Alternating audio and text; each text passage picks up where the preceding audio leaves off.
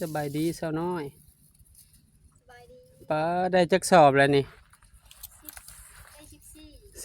14มีคนเอาเบิดแล้วบ่เขาเอาเบิดแล้วย่างยัง15ชอบ56เออ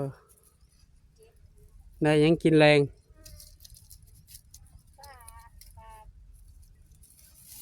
ปลาปลาปิ้งปลาแห้งอ๋อ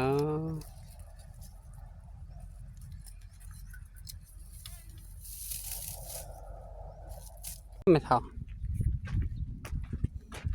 สบายดีไม่เท่าว้าซื้อน้ำอ้อยวะ บ่ได้เจ็บบ่แอวนี่บ่มียายานี่บ่เพิ่นให้กินมาเขามาให้นะยานี่แหละ หายังเจ็บอยู่บ่ไม่เท่าเจ็บอยู่ปวดมันบ่เริ่มปวดเนาะ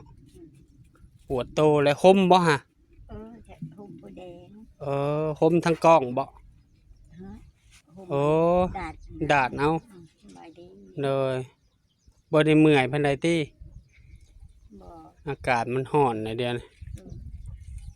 ร้อนเอากินได้ยังกินแรงเจ้ามันนี่ไปเล่น บ่มีข้าวก็บ่มีกินข้าวก็หมดบ่ข้าวมืดโอ้ยเฮ็ดในใดเด้มันแป้งจักหาก็แล้วไปซื้อบี้ซื้อหยังให้น้าบ่าวแล้วก็พากันกุมเฮ็ดใส่หัวพญานาคมันก็ได้หาก็สตาร์ทเครื่องอีกอีต้มมันเลิกไม่เท่าเอ้ย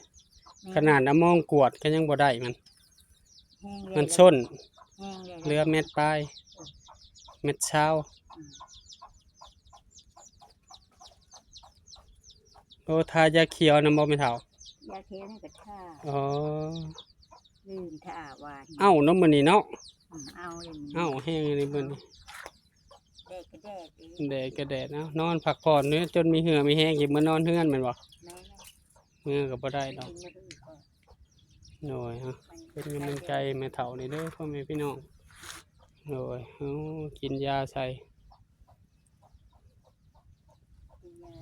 เจ็บซ้ำเฒ่าเนาะ ลำบากเลยบ่คือผู้หนุ่มฝากพ่อแม่เป็นกำลังใจแม่เฒ่าสาวน้อยฝากจะมั่มนี่เด้อพ่อแม่ FC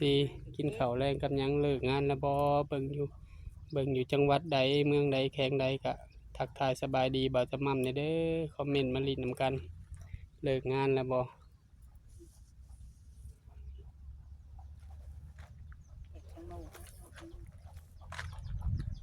4 โมงอันนี้ยังแดดอยู่4 โมง22 นาที4 โมงก็ยังแดด